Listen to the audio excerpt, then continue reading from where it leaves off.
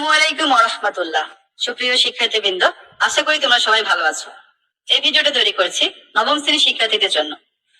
নবম শ্রেণীর 2024 নতুন কারিকুলামের ইংরেজি বইয়ের প্রথম অধ্যায়, এটি হচ্ছে প্রথম পর্ব। তোমাদের প্রথম অধ্যায়ের নাম হচ্ছে অপিনিয়ন ম্যাটার্স। আমাদের এই পর্বে আমি আলোচনা করব তোমাদের বইয়ের পৃষ্ঠা 1, 2, 3 এবং 4 নিয়ে। তো এখানে হচ্ছে কিছু কাজ দেওয়া হয়েছে, সেই কাজগুলো কিভাবে সমাধান করা যায় সেই বিষয়ে আমরা ডিটেইলসে দেখবো।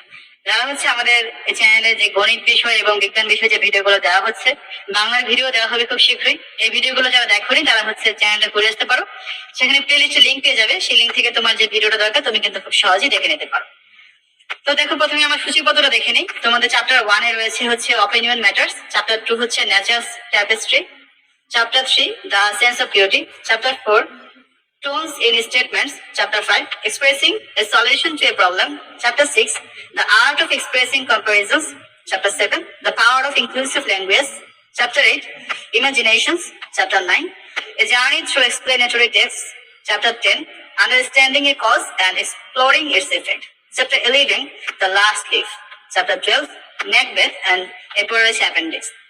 দেখো, এটা হচ্ছে চ্যাপ্টার 1। আমাদের প্রথমে একটা কাজ দেওয়া হয়েছে 1.1.1 এ, যে look at the following illustrations, এই যে ছবিগুলো দেখো, and in pairs or groups, এবং জোড়ায় বা দলে ডিসকাস হোয়াট দে ডিপিক্টস বা ফেয়ারস, যেখানে কি দেখানো হয়েছে সেটা তোমরা আলোচনা করো। Afterwards discuss what you would have done if you are present in those special moments, তারপর সেই বিশেষ মুহূর্তগুলি তুমি উপস্থিত থাকলে কি করতে সে বিষয়ে আলোচনা করো। Later share your responses with the class when it's done for you. তারপর হচ্ছে তোমার উত্তর শ্রেণীতে শেয়ার করবে, তোমার জন্য একটি এখানে করে দেখানো হবে। আগে আমরা ইলাস্ট্রেশন গুলো দেখি এবং নমুনাটা দেখি। এখানে দেখতেই পাচ্ছ এটা হচ্ছে বন দেখানো হচ্ছে একটা, মেবি এটা সুন্দরবন।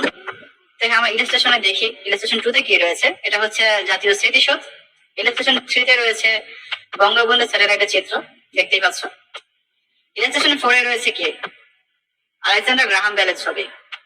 ঠিক আছে, দেখো ইলাস্ট্রেশন 1 এটা তোমাদের জন্য করে দেওয়া হয়েছে নমুনা, যেটা fact. The illustration ডিপিক্টস the mangrove forest, এই ছবিটাতে হচ্ছে সুন্দরবন সম্পর্কে কিন্তু দেখানো হচ্ছে, দ্য ম্যানগ্রোভ ফরেস্ট সম্পর্কে, ম্যানগ্রোভ বন যেটা। These mangrove forests are usually grown in saline, muddy and partially waterlogged areas. Due to the saline soil, the roots of these forest trees are quite scattered and cannot go deep into the soil. Indonesia, Brazil, Australia and Niger account for 43% of the world's mangrove forest.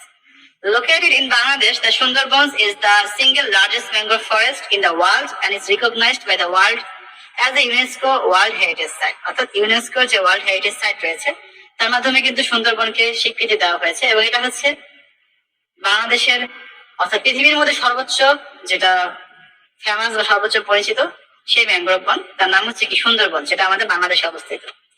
এখন দেখো মাই thoughts on the mangrove forest, এটা সম্পর্কে আমার কি চিন্তা ভাবনা।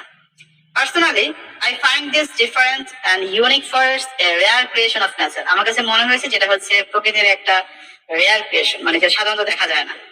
We need to protect our Sundarbans by enemies, আমাদের যে কোনো উপায়ে সুন্দরবনটাকে কিন্তু প্রোটেক্ট করতে হবে বা রক্ষা করতে হবে। Also the mangrove forest inspires me to fight against all odds and make my own place in the world.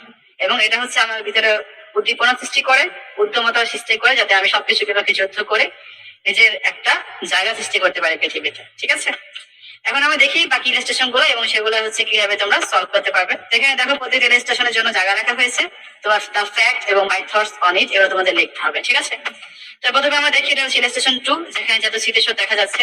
তো এটাকে আমরা আগে হচ্ছে ডেসক্রাইব করি। The fact, in this illustration we can see our national Memorial, অর্থাৎ এই দৃষ্টান্তে হচ্ছে আমরা আমাদের জাতীয় স্মৃতিসৌধ দেখতে পারি। The national martyrs Memorial is বাংলাদেশের ন্যাশনাল মনুমেন্ট, অর্থাৎ এটি হচ্ছে বাংলাদেশের জাতীয় স্মৃতিসৌধ। It was established in remembrance of the victims of the 1971 Bangladesh Liberation War, অর্থাৎ বাংলাদেশের স্বাধীনতা যুদ্ধে নিহতদের স্মরণে এটি প্রতিষ্ঠিত হয়েছিল। The memorial is located at Sabar, এটা হচ্ছে সাভারে অবস্থিত, approximately 35 kilometre north West of the capital Dhaka, সেটা হচ্ছে ঢাকা শহরে থেকে প্রায় 35 কিলোমিটার উত্তর পশ্চিমে অবস্থিত। The memorial was designed by the renowned Bangladeshi architect and architect laureate Syed Moinul Hossain. এই স্মৃতিসৌধের নকশা করেছেন কে? প্রখ্যাত বাংলাদেশ স্থপতি এবং স্থপতি বিজয়ী সৈয়দ মইনুল হোসেন, ঠিক আছে। এরপর দেখো, each of these 7 pairs of walls symbolizes a significant event in Bangladesh's history. এখানে 7 জোড়া দেয়ালের প্রতিটি হচ্ছে বাংলাদেশের ইতিহাসে একটি উল্লেখযোগ্য ঘটনার প্রতীক।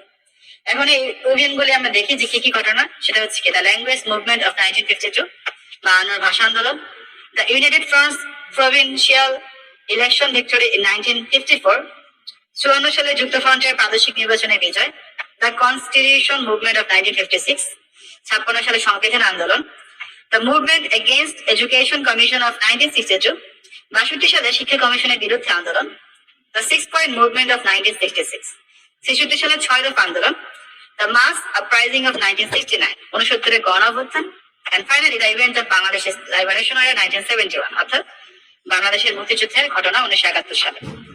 এখন আমরা দেখি এই সম্পর্কে মাই থটস বা আমার চিন্তা ধারণা। We all know that this memorial is a reminder of the sacrifices made by the freedom-loving people in Bangladesh. আমরা সকলেই জানি যে এই স্মৃতিশক্তি আমাদের স্বাধীনতাকামী মানুষের আত্মত্যাগের একটা স্মারক। It has a great importance for the future generations. ভবিষ্যৎ প্রজন্মের জন্য এর গুরুত্ব কিন্তু অপরিসীম। Our children, our fellows will learn about the war of liberation and its great success from this memorial. আমাদের ভবিষ্যৎ প্রজন্ম এই স্মৃতিশক্তি থেকে মুক্তিযুদ্ধ ও এর মহান সাফল্য সম্পর্কে জানতে পারবে। It is a symbol of the nation's respect for the heroes of the war of liberation.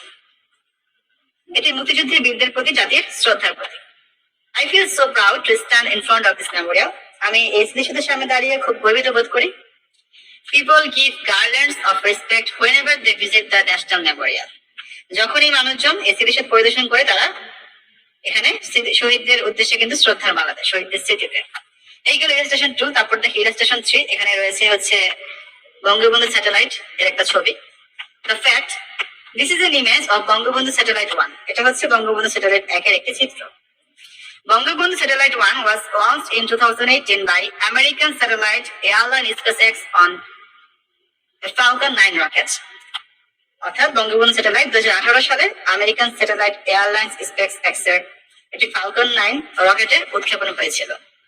It was launched from Florida, US. এটা হচ্ছে আমেরিকার ফ্লোরিডা থেকে উৎক্ষেপণ করা হয়েছিল। It was designed and manufactured by satellite manufacturer Hales Alenia Space. এটি হচ্ছে satellite নির্মাতা হেলেস অ্যালেনিয়া স্পেস দ্বারা ডিজাইন এবং তৈরি করা হয়েছিল।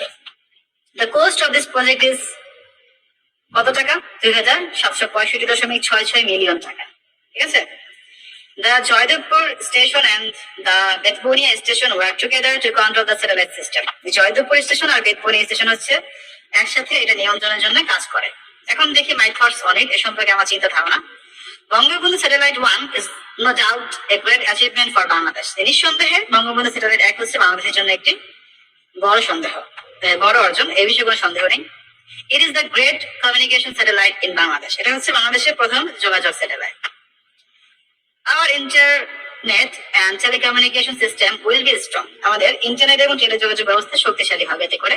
People of our country will be more benefited by using this. আমাদের দেশের মানুষজন এটা ব্যবহার করে আরো বেশি উপকৃত হবে। In short, it will open a new door of opportunities to get warning about many natural disasters. সংক্ষেপে এটি হচ্ছে অনেক প্রাকৃতিক দুর্যোগ সম্পর্কে সতর্কতা পাওয়ার সুযোগের একটি নতুন দরজা খুলে দিয়েছে। তারপর তো রেল স্টেশন 4, এখানে আমরা কি দেখতে পাচ্ছি? ছবির ব্যক্তিটি হচ্ছে Alexander Graham Bell. The fact, the person in the photo is Alexander Graham Bell. Bell had long been fascinated by the idea of sound transmission, and in 1875 he developed a simple receiver that could convert electricity into sound. অর্থাৎ ছবির ব্যক্তিটি হচ্ছে Alexander Graham bell. তিনি দীর্ঘকাল ধরে শব্দ সংক্রমণের ধারণায় মুগ্ধ হয়েছিলেন এবং 1875 সালে তিনি একটি সাধারণ রিসিভার তৈরি করেছিলেন যা বিদ্যুৎকে শব্দে রূপান্তর করতে পারে। However, যাই হোক, Bell patented his telephone on March 7, 1876, and the telephone developed rapidly. Bell হচ্ছে 1876 সালে তার টেলিফোনটি দ্রুত বিকাশ করে। Within a year, the first telephone exchange was built in Connecticut, and the Bell Telephone Company was founded in 1877. এবং এক বছরের মধ্যে এটি হচ্ছে নির্মিত হয়েছিল এবং বেল টেলিফোন কোম্পানি 1877 সালে প্রতিষ্ঠিত হয়েছিল। My thoughts on it, এই সম্পর্কে আমার চিন্তা ভাবনা। The invention of the telephone by Alexander Graham Bell is a miracle of modern science.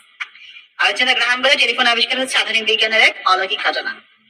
Bell's invention of the telephone made long distance voice communication between individuals, industries, and governments possible for the first time.